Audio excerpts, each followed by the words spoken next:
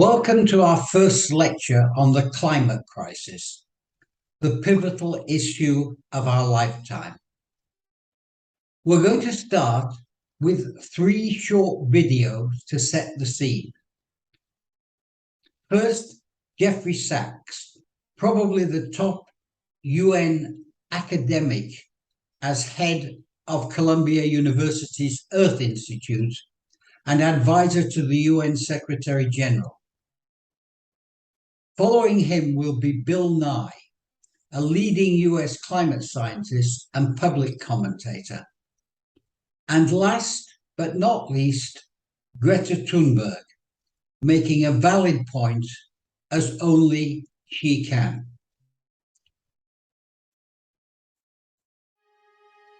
I'm Jeffrey Sachs. I'm a university professor at Columbia University and a senior advisor at the United Nations on the Sustainable Development Goals.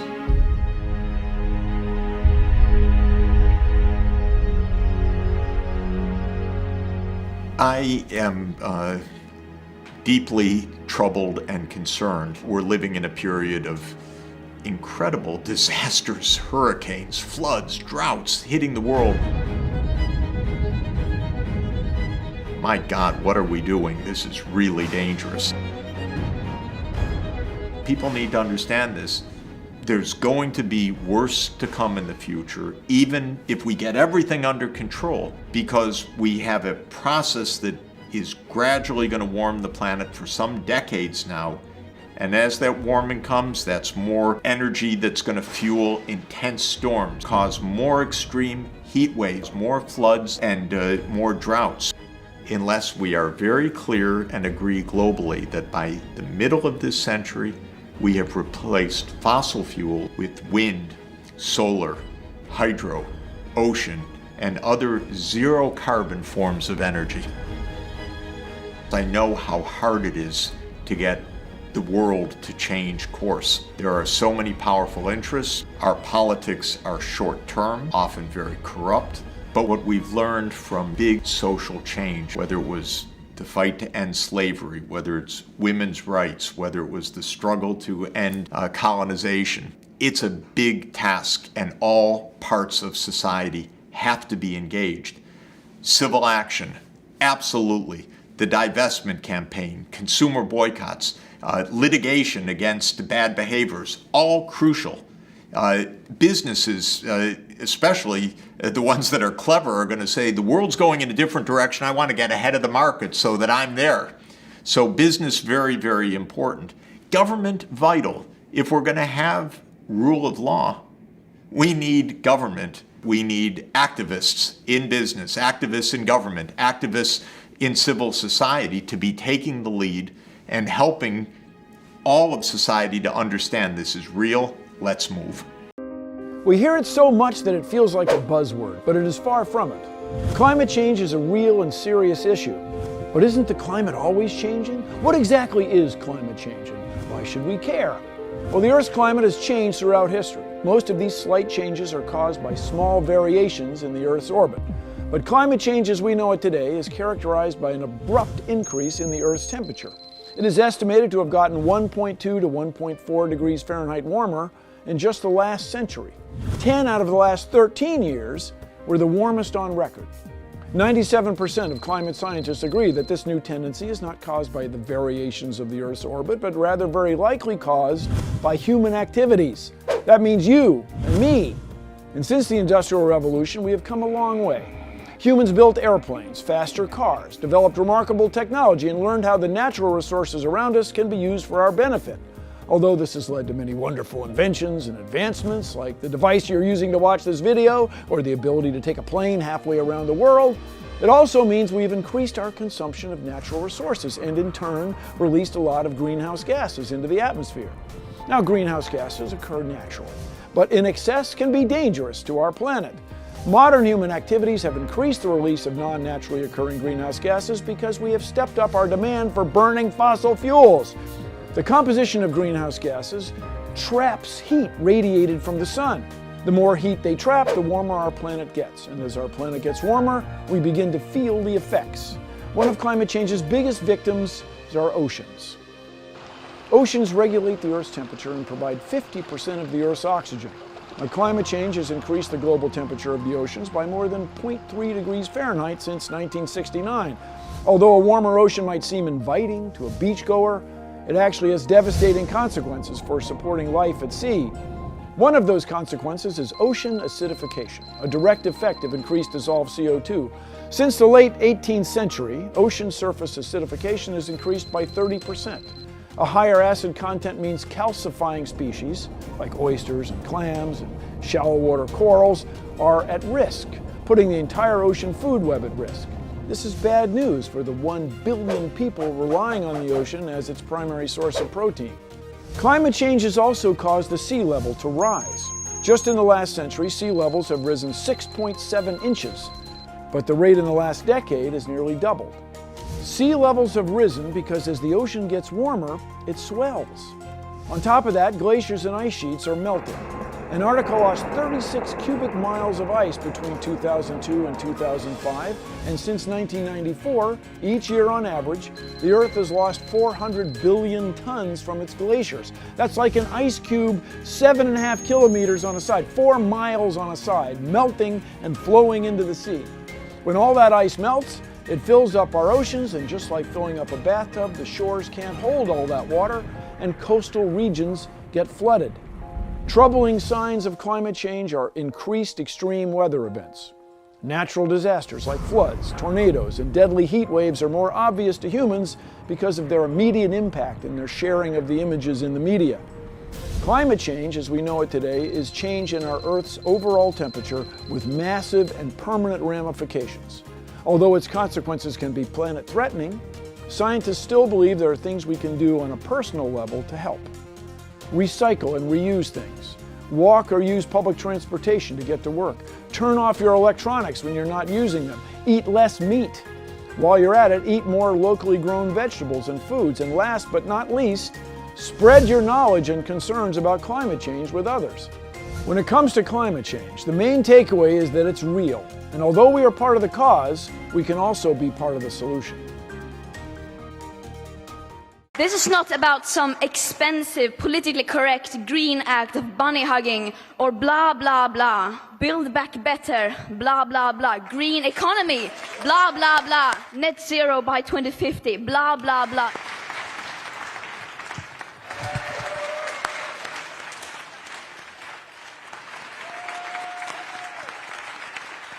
Net zero by 2050, blah, blah, blah. Net zero, blah, blah, blah. Climate neutral. Blah, blah, blah. This is all we hear from our so-called leaders. Words. Words that sound great, but so far has led to no action. Our hopes and dreams drown in their empty words and promises.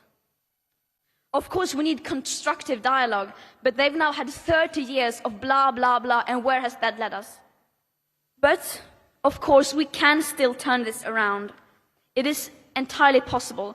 It will take drastic annual emission cuts, unlike anything the world has ever seen. And as we don't have the technological solutions that alone can deliver anything close to that, that means we will have to change. We can no longer let the people in power decide what is politically possible or not. We can no longer let the people in power decide what hope is. Hope is not passive. Hope is not blah, blah, blah. Hope is telling the truth. Hope is taking action. And hope always comes from the people.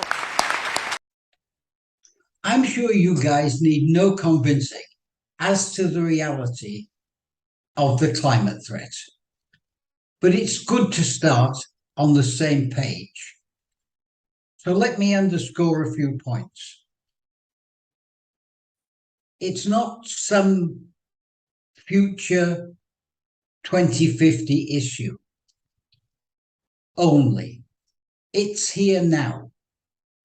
It's intensifying. Look at the floods in Europe. Look at the droughts in Africa. The heat in Western USA and in Canada, the forest fires in Australia. These are all consequences of an intensifying global warming. It's existential if we don't act decisively. Existential. That means you and any kids and grandkids are going to have an absolutely difficult weather situation to cope with, not just insofar as concerns tourism, but insofar as concerns life in general. And we need to act decisively to deal with this. Tourism has no special protective characteristics and, frankly, no special circumstances in regard to other sectors of the economy. You may read that in what the advocacy organizations are saying, but my own experience is when decisions are being made at a high political level, the decision makers don't pick up the points that are being made by the tourism sector for special consideration. And indeed, when the World Trade Organization was being created back in the late 90s, I was lobbying on behalf of the World Travel and Tourism Council. I was then the president. And I had a meeting with the head of the organization which became the World Trade Organization. It was a 1944 institutional mechanism called the General Agreement on Trade and Tariff, the GATT. And in the course of this discussion, I trotted out all of the reasons why tourism was a special case. And he just looked at me and he said, look, he said, if I had $1 for every industry representative that came in here, like you, and advocated why we had to deal with everybody else, but not with you, I would be a very, very, very rich man. That's what he said to me. And I think we live in our own bubble, but there are lots of bubbles out there which are all looking at their situation in regard to the climate crisis. We have no special characteristics in that sense. We have to play our part in adapting to the threats, and we have to simultaneously reduce our emissions in line with evolving societal norms. We don't have to be ahead of the curve, but we sure as hell shouldn't be behind the curve. And so far, we are behind. We're generally long on positioning and short on real system-wide action. For example, you take the Glasgow Declaration. If you look at the substance of it, it has less specifics than the UNWTO's Davos Declaration, which you'll find in your Thinkerific material. It has less specifics than the Davos Declaration that we created in 2007, 15 years ago. And it has a grand total of 650 signatories, many of whom are individuals from the hundreds and thousands of companies and communities out there. And it's just a declaration. We're still waiting to see how it will be matched by action. And as you'll see as we get into this course, this is the kind of accelerated approach that we're trying to put in place in SunX Malta through our climate-friendly travel registry. We'll deal with that in subsequent lectures. But now let's dig a little deeper into the substance with short video lectures from two of the real thought leaders in the tourism and climate space. And I hope you'll see they underscore the points that I've just been making. First is Professor Daniel Scott from the University of Waterloo in Canada. Daniel is a long-time contributor to the IPCC, and he was the lead author on UNWTO's groundbreaking 2007 study that first calculated tourism's carbon footprint at 5% of the global total and aviation at 40% of that 5%.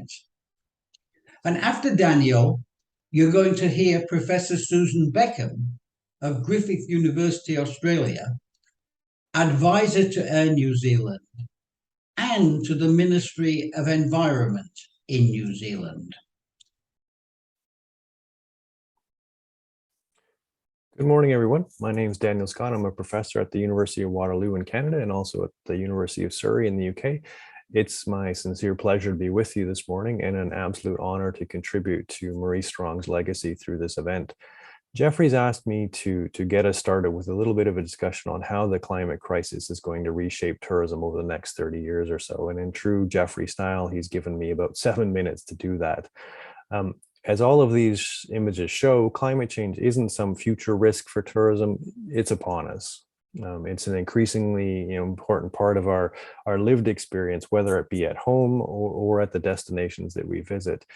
And you are part of the next generation of travelers, but also tourism leaders that have a massively important role in creating that climate-friendly travel, that climate-friendly tourism economy that we all want to see. First, let me put the climate crisis into a bit of context of what we've been facing now and over the last couple of years. We all know that COVID has been devastating for the tourism sector. Positively, the rebound has begun and the world of travel is once again bringing us back together. And we have to resist that feeling that, everything that's been wrong for the last little while is going to stay that way. It won't.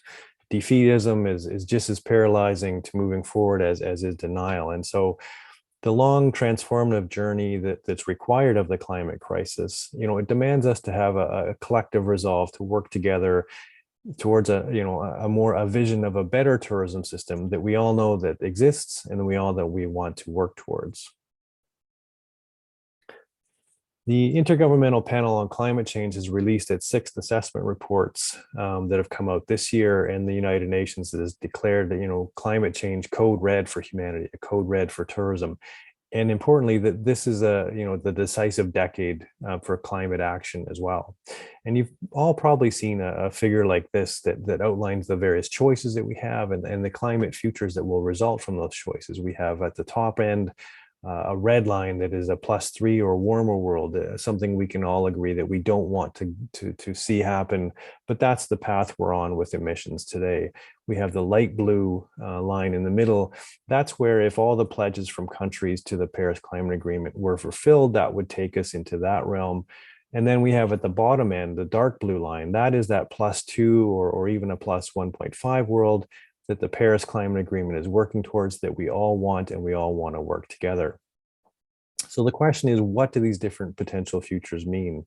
And importantly, they're all going to transform tourism, but in different ways. And primarily through 2 challenges that I wanted to bring to you today. So the first challenge that we'll face is carbon risk, How are we going to decarbonize tourism over the next 30 years so that it can have a place in that net zero economy that we all want to see in the 2050s? And the second challenge is climate risk. How do we adapt to the impacts of a changing climate that we're committed to from past emissions? And how at the same time can we foster a more sustainable and more just tourism system at the same time?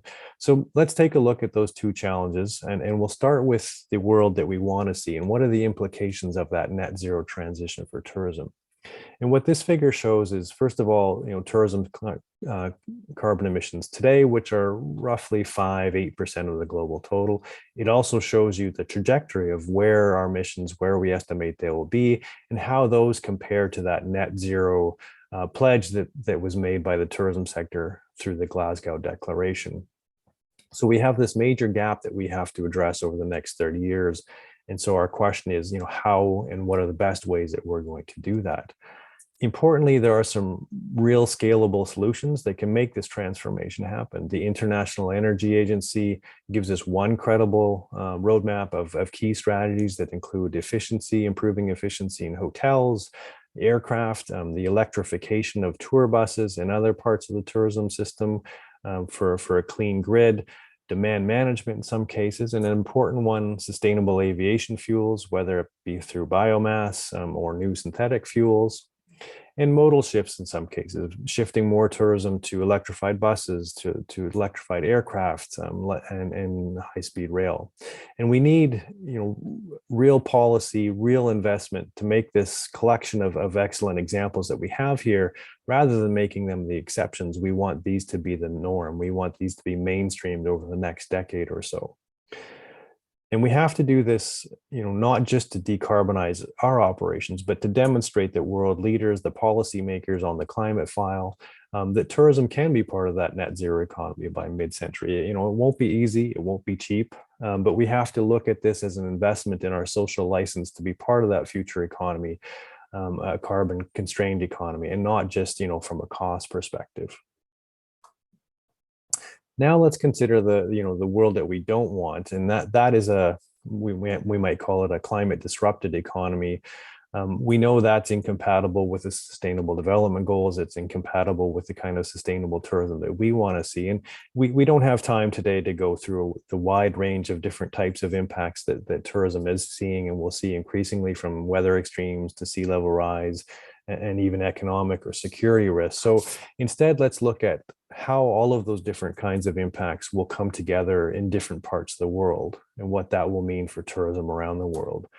So we can look at a map like this, which is the geography of the combined climate and carbon risk as best as we can estimate it today. It's not perfect, but one of the things that jumps out in front of you when you see this map is how uneven or unfair the impacts that are expected to be in some parts of the world. The highest risk, or from climate and carbon risk, exists in regions of the world where tourism growth is expected to be the strongest. So climate change will pose a sort of headwind for tourism development in parts of Southeast Asia and Africa and Latin America. And even more importantly, when we look at how these impacts, if we look at them through a climate justice lens, we see that, again, some of the biggest impacts are likely to be in the places of the world that rely most on tourism for their economy. And we can't lose sight of this as we develop strategies to adapt and reduce emissions in tourism. We have to keep that climate justice lens in front of us. So with that, bit of context to get us started in our discussion, I want to leave you with two key messages. First, there can be no sustainable tourism or success on the Sustainable Development Goals if we fail on climate. And the second one is, a very wise man reminded us, don't accept that you can't make a difference. What we do as individuals matters. It adds up, especially, and we see that over the last several years, last 3 to 5 years, youth of the world have really found their voice on the climate file. And I encourage you to join those millions that are on the streets and continue to push, what is politically possible, push it closer and closer to what is, we know, scientifically necessary to address the climate crisis. Hi, my name is Susanna Becken. I'm a professor of sustainable tourism both at Griffith University and the University of Surrey, and I will provide a short summary of what's been happening on climate change and tourism in the last year. So the Intergovernmental Panel on Climate Change released 2 reports as part of their 6th assessment. One was in August 21, Working Group 1, and the other one was just now in February 22 on the impacts and adaptation. And it just confirms what, of course, we knew, that the path is closing in terms of avoiding climate catastrophe.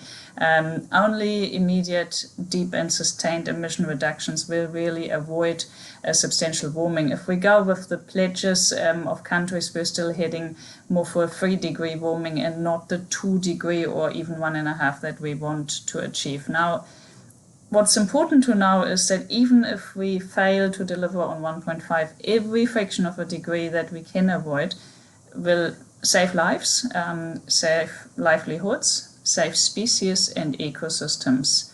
The concentration of carbon dioxide in the atmosphere is now 412 parts per million. That's how you measure. And I remember when it crossed the 400 in 2013, that was a big deal because we never quite thought it would go that much. And in 1900, only sort of 120 years ago, it was 296. So it's going up and it's accelerating despite all the science and the political discussions that we've had for the last 20 or 30 years. So this is the decade of action.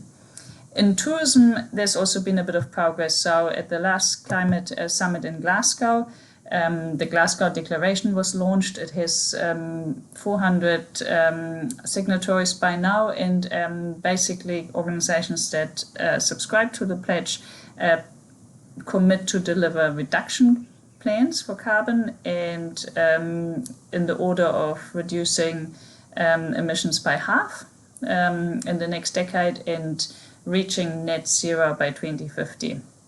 The World Travel and Tourism Council also released a net zero roadmap at the summit, and there's a whole bunch of other activities and pledges and roadmaps and tools. So there's been a lot of progress, at least in terms of ambition and awareness. But what matters now is what comes next. And so I will summarize the key issues that I see have emerged in the last 12 months. One is pressure on actual measurement and monitoring of emissions and reductions. So pledges are nice, intentions are good, but we need to reduce absolute reductions, ideally around the science-based targets. Carbon offsetting has lost quite a bit of credibility and currency.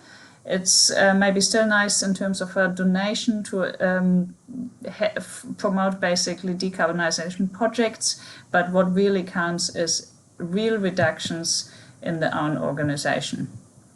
The second thing that really stands out is aviation. So the last 12 months have seen significant activity by many players in the airline industry, sustainable aviation fuels, hydrogen, electric planes, and investments are starting to be made. Qantas announced a $50 million investment into sustainable aviation fuel. And so there's lots of pilots, lots of small scale stuff, still insufficient to make immediate big gains, but at least the ball has started rolling more so than ever. The third thing I would say is the role of government and the public sector and policy making really enabling change. For example, in aviation, in those countries where the industry and government actually work together, like for example Norway and the Netherlands, that's where the biggest progress is happening.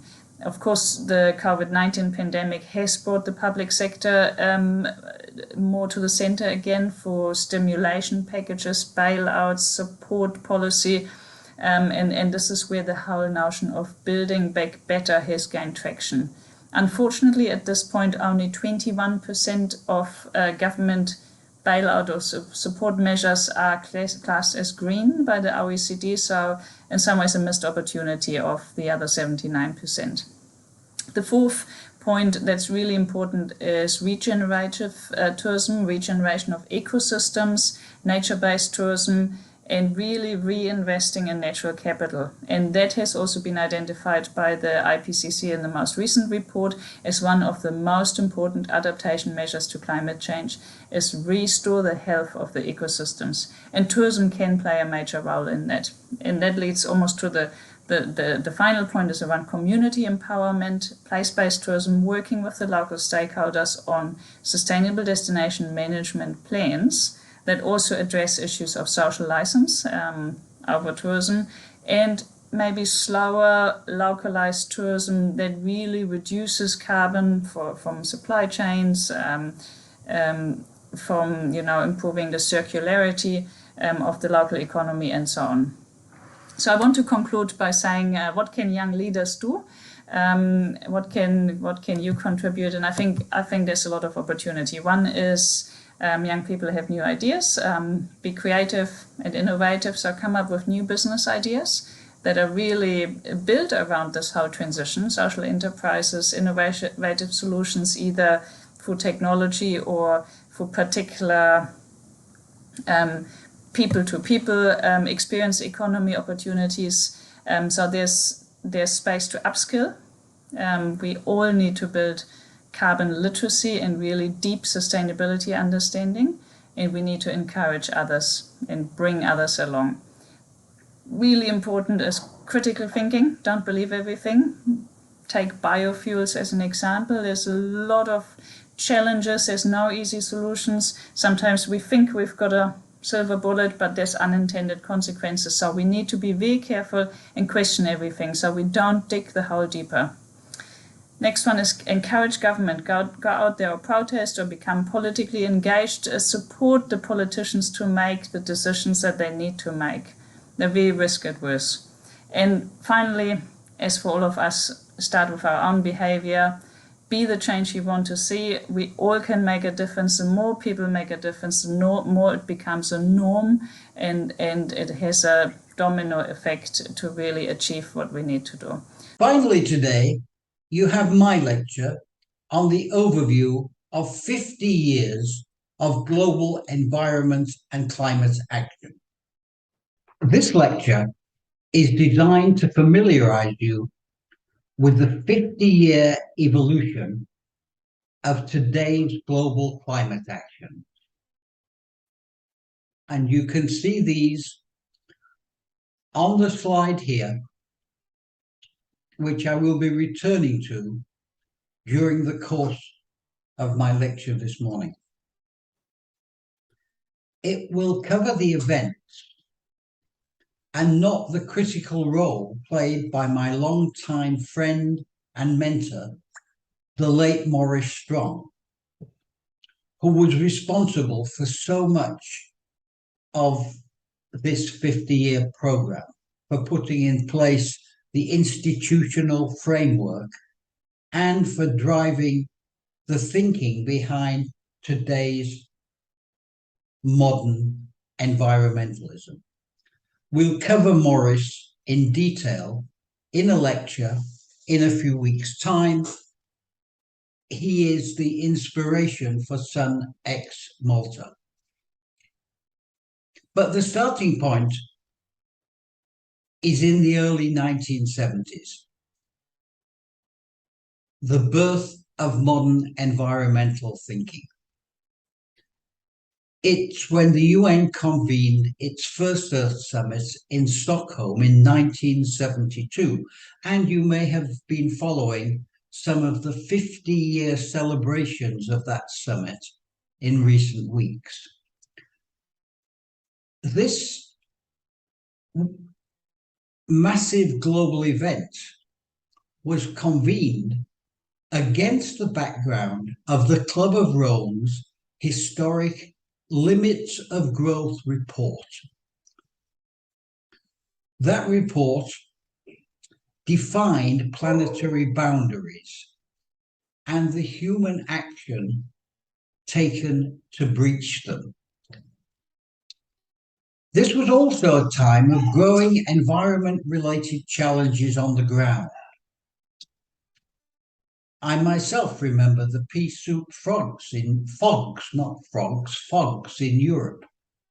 As a student, we would have to walk from our hall of residence to our lectures, holding on to the person in front because you could not see further than the distance of the length of your arm. And that was in the UK in the 1960s. There were harsh droughts in Africa, grossly polluted rivers in the United States.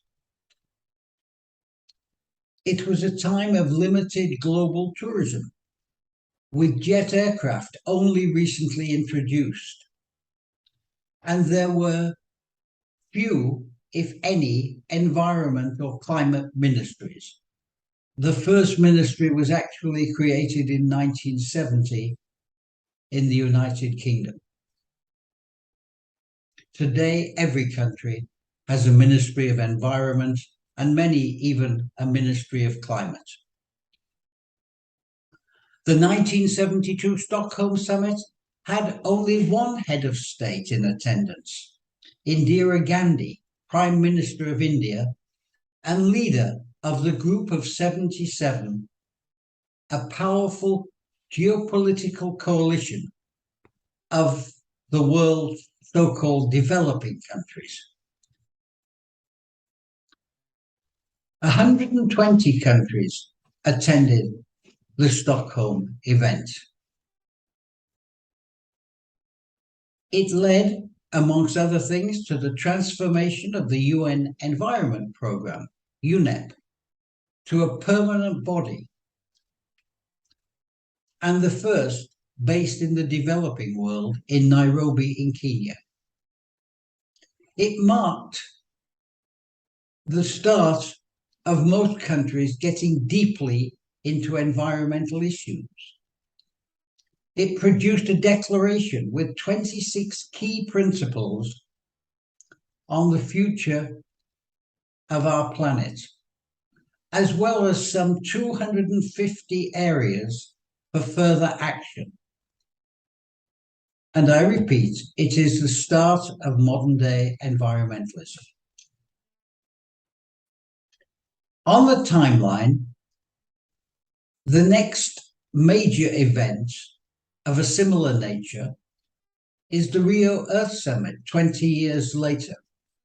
And by the way, that's not a coincidence. You will see that there is a systematic approach to holding the big Earth summits, first 20, then 10, and now if you look at the COPs and the UNFCCC COPs, because that's not the only COP in existence. COP stands for Conference of the Parties. So wherever you have a convention, like the Biodiversity Convention, you have a COP. But the climate has become such an important issue on our agenda that the climate COPs are seen almost in the same category as global environmental high-level meetings. And not surprisingly, because they're now attended by so many heads of state. Before the Rio Earth Summit in 1992, there had been a flurry of preparatory action. The UN system had created the Brundtland Commission in 1987, and that defined sustainable development under the leadership of Gro Harlem Brundtland, the Prime Minister of Norway. It basically said we should only use the Earth resources so as not to deplete them for future generations. Also, importantly, in 1988, the IPCC was established, the Intergovernmental Panel on Climate Change. This was a science-based body created by Maurice Strong in the UN Environment Programme and the World Meteorological Organization, UNEP and WMO. The one dealing with environment, the other dealing with weather-related issues, to deliver periodic stock takings of the state of climate metrics, climate calculations, climate scenarios, and to deliver periodic science assessments independent of the politics.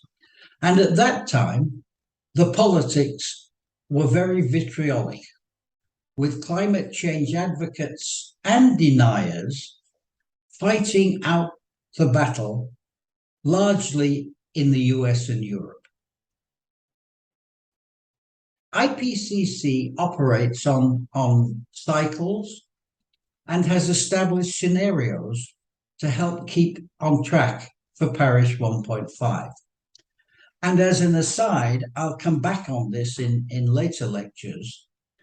I'm involved at this very moment in creating a tourism version of the IPCC, one that brings climate scientists and tourism experts together to do exactly the same for tourism. I'll come back on that. Rio itself had 120 heads of state and was the defining moment in today's environmental activist initiatives. It built the link between economic, social, and environment futures. It gathered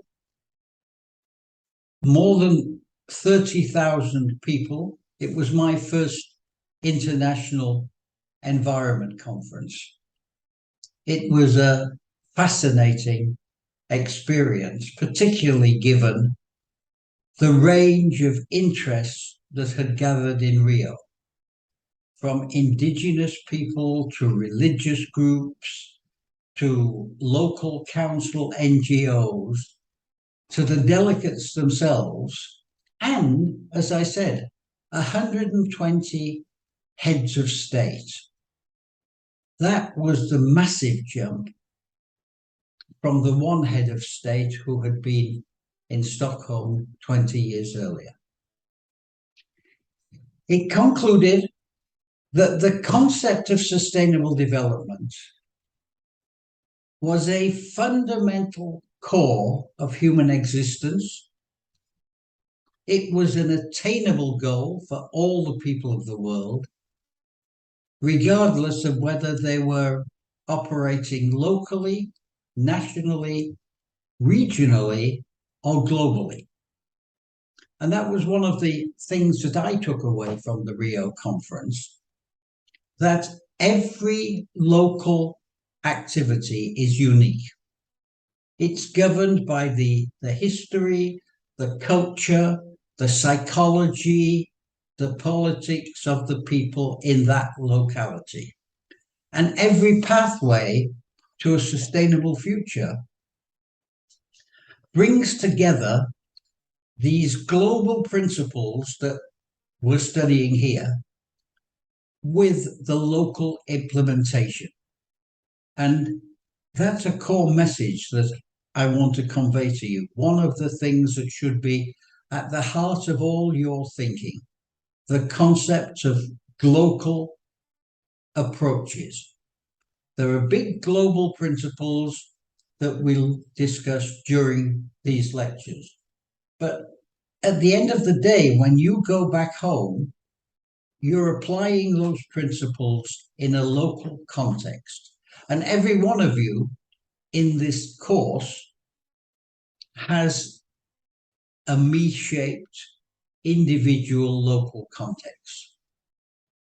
And so the solutions will have to be solutions which work at the local level.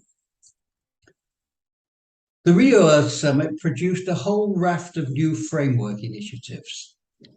Agenda 21, a 21st century agenda for planet and people and other species. And in your background papers, you'll find an Agenda 21 for travel and tourism. More on that later. It produced the Rio Declaration, again, another 27 principles for sustainable development, building on the principles that had been established 20 years earlier in Stockholm. It produced the UNFCCC. We think of this now as it is as an institution, but it stands for the United Nations Framework Convention on Climate Change. Framework Convention on Climate Change. It's a convention, an international treaty, which had to be taken back and ratified by national governments. And the treaty only came into effect in 1994 when it had achieved sufficient ratifications. And 1994 is the birth of the international climate movement. The Convention on Biodiversity was another output of Rio, dealing with all the issues related to the animal kingdom. Kyoto Protocol. This is a very, very important development. Why? Because it was the first agreement to limit greenhouse gas and to give birth to the concept of national commitments, i.e., it was the responsibility of individual nations to take control of their greenhouse gases and to report on this back to the central body, the UNFCCC Secretariat, annually. It was also the birth of the concept Common but Differentiated Responsibilities, CBDR. And this is the most important principle on which climate discussions take place. What does it mean, CBDR?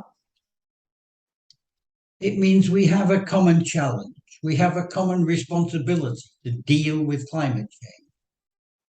But we have differentiated responsibilities as well, because some people are the biggest polluters. Some people have created 99% of the problem, and others, particularly the developing states, are the victims. They're the ones who have created and are creating the least greenhouse gases, but in many cases, excuse me, they're the ones who suffer the most. The small island states in the Pacific, the emerging states in Africa, the states of Latin America. All of these are areas who have not been creating greenhouse gases, but they're the ones who will suffer the most. And incidentally, many of them are also the tourism-centric states. They depend on tourism for their economic development. Moving on, 2000 saw the Millennium Development Goal. 8 goals focused on poverty reduction and strengthening the least developed countries. MDGs were focused on the developing states, and they had a timeline to 2015 to achieve their objectives: halving poverty, reducing childhood diseases, ensuring education for all. These kind of framework goals were pursued over the next 15 years. But almost immediately afterwards, there was another Earth Summit in 2002 with Rio +10 in Johannesburg. This was again focused on poverty, but it had a greater engagement of civil society. It was more people-focused than planet, and not surprisingly, because it was interlocked with the MDGs. And again, it was a summit that I was attending, this time as Assistant Secretary General of the UNWTO. The previous one I'd attended as the president of the WTTC, the first president of the WTTC. This one had a greater tourism engagement. In Rio, I was one of a handful, maybe half a dozen tourism people, most of them local from Brazil or from Latin America, attendees at the summit. There were no tourism issues under discussion in Rio. But by the time we came to Johannesburg, tourism had secured a small place inside the tent, so to speak. And indeed, the Secretary General of UNWTO was even given the opportunity as a head of a UN agency, because before 2000, UNWTO was just WTO. And it came into the UN system during the early part of this century.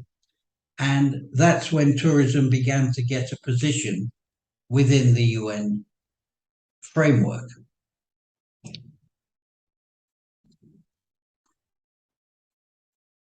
Moving forward, we saw Rio +20 in 2012. It recognized that the inclusive green economy is an important instrument towards achieving sustainable development. The idea of green growth was the dominant issue during that summit. It also produced hundreds of voluntary agreements to build sustainable development and green growth. This was the summit where stakeholders finally came into their own. And through the concept of voluntary agreements, it produced a raft of cooperation and collaboration between the public and the private sector, between the private sector itself, and even involving the NGOs. The Big Bang came in 2015 with both the SDGs and the Paris Climate Agreement. The SDGs are 17 areas covering the future of everything, with 169 targets and 200 plus indicators. They build on the MDGs, but they go further. And they're covering advances not just in developing countries, but in the developed nations as well. The SDGs are a global, inclusive framework. The SDGs take over where the MDGs had finished. And the MDGs framework was 2015. This was the start of a new, broader framework. But at the same time, you had in Paris actually COP15, a massive climate agreement. And this was the first time in Paris when the world agreed on a target temperature increase goal of no more than 2 degrees and ideally 1.5 degrees over the traditional pre-industrial temperatures. That is, the temperatures which prevailed basically before the 19th century. And that has become the holy grail of the climate movement. We have to restructure and reframe our global way of life so that our temperature does not increase more than what in 2015 was no more than 2 degrees, but what has increasingly become 1.5 degrees limit. At the same time, there was a landmark agreement on developing financing in Addis Ababa, which was going on at about the same time as the Paris Agreement. And there the government sought to provide some support for the transformation of the developing countries, the ones who had not created the problem, but were the first victims. Moving along, last year, we had the famous Glasgow COP26. We had COPs every year from Paris to Glasgow, but Glasgow, with all the razzmatazz and PR that the British government were able to bring to bear, and they're pretty good at that kind of stuff,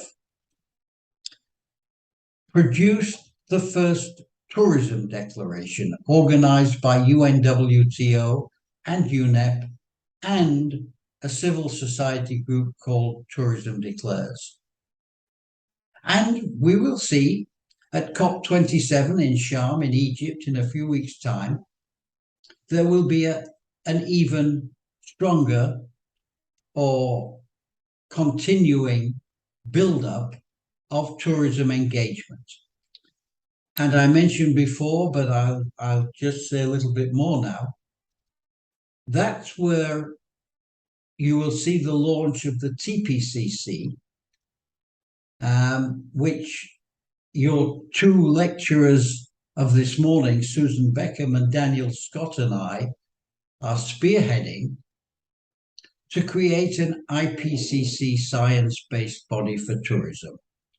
And it will be one of the first sectoral bodies of its kind, and it is being backed, supported by the Sustainable Tourism Global Council in Saudi Arabia, where I'm an envoy of that council.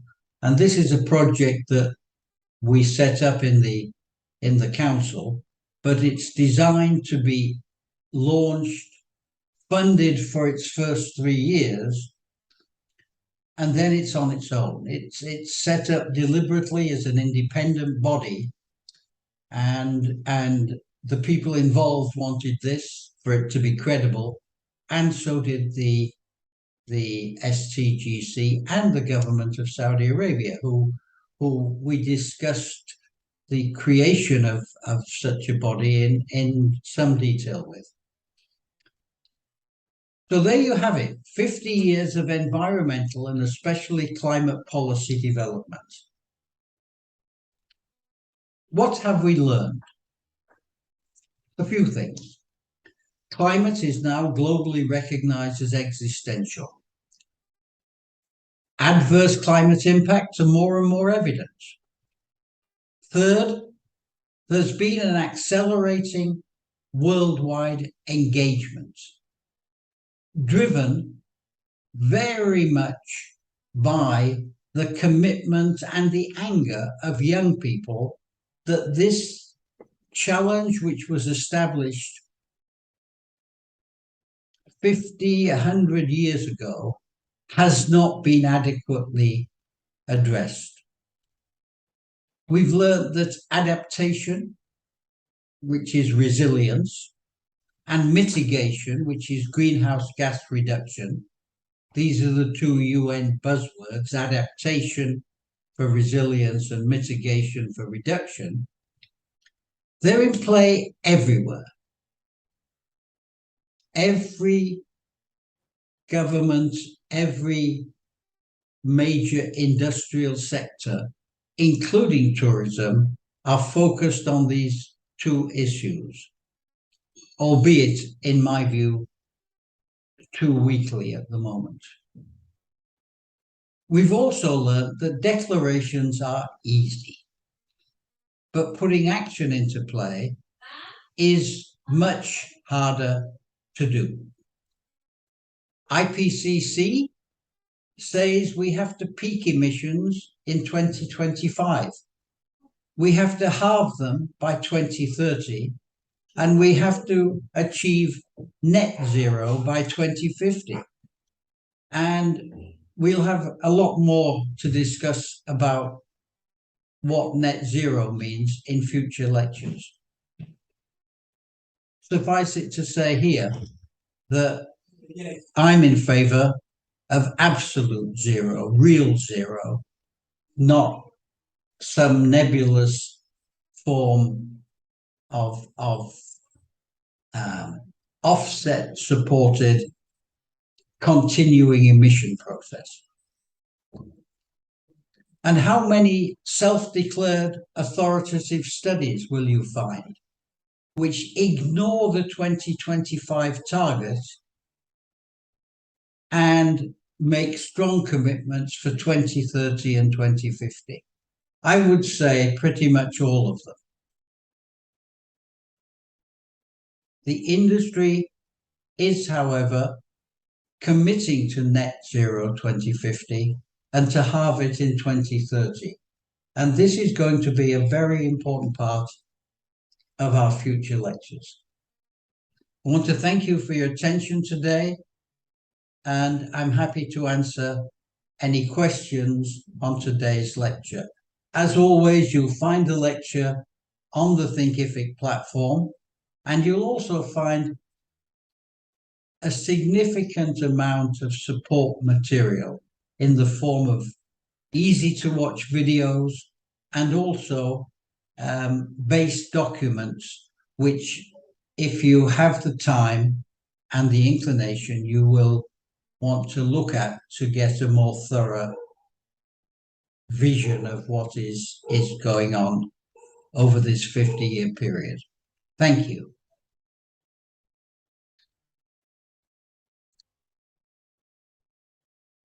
To conclude today's lecture, I just want to show you how tourism has broadly fitted into this 50-year evolution.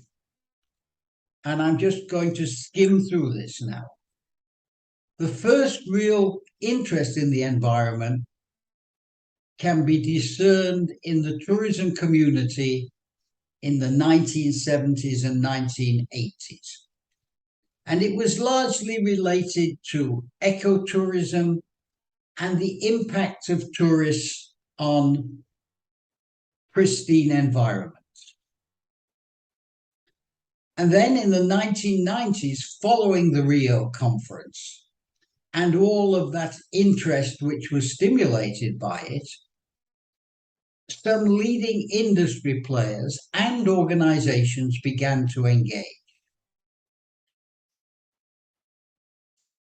WTO, as it then was, it hadn't yet become a UN agency, was engaged from a policy perspective and was present in Rio.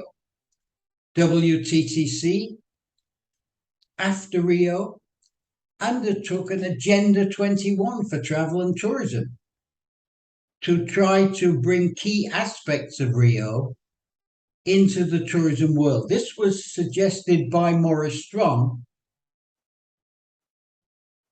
when I asked him at Rio, what can we do as a sector in order to respond to the imperatives that Rio has been identifying? And indeed, we not only undertook an Agenda 21, but we offered that work and the research to the Earth Council, an institution that Maurice set up after Rio, and we'll talk about that, and to the UNWTO. And the three organizations, WTTC, the Earth Council, and WTO, traveled around the world promoting the conclusions in Agenda 21 for travel and tourism. And again, I would say, when you read this, you will see that there are some very specific recommendations in there. WTTC, we created a certification program, Green Globe. It was the first one, which was mirrored in the Caribbean, the Asia Pacific, and Australia. The major trade shows and sector media also jumped on the bandwagon. We created, I recall, with the World Travel Market in London, we created the first environmental awards with WTTC. And finally, in this context, a global certification program was established the Global Sustainable Tourism Council, an independent organization, to bring structure and some form of overall regulation to what was becoming a haphazard certification system that some were saying was or could become greenwash. And then we got to the new millennium, and the focus on ecotourism was intensified with a major WTO conference in Quebec in 2003 or 4. And finally, climate was picked up and led by UNWTO. By that time, it had become a full UN agency, and major conferences were held in Jerba in 2003 and in Davos, which was really a huge conference with over 600 participants from around the world, which focused on the climate crisis. And this leadership of UNWTO has continued through increasingly close coordination with UNEP, the UN Environment Programme. Particularly, it has an industry group operating out of Paris, and they have worked very closely with UNWTO and now with the UNFCCC in Bonn, the climate agency.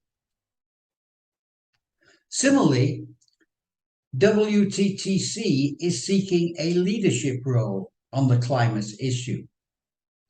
And I would say a leadership role in an advocacy sense. It's positioning itself in the evolving COP framework.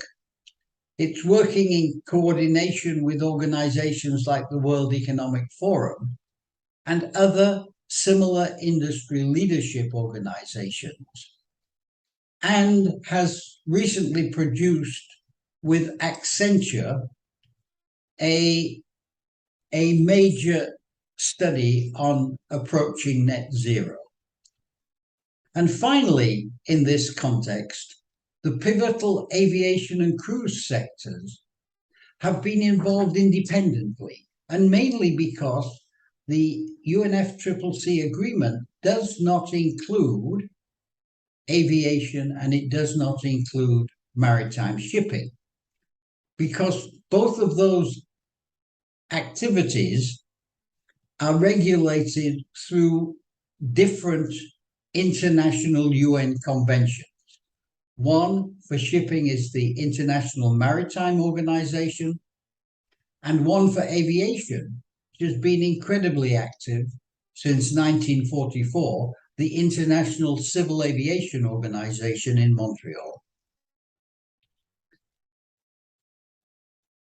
A final point on this: it's almost by necessity that organizations which are multilateral and huge of that nature, and IATA and ICAO are both of those, multilateral and huge, it's difficult to distinguish lowest common denominator advocacy from collectively developed research.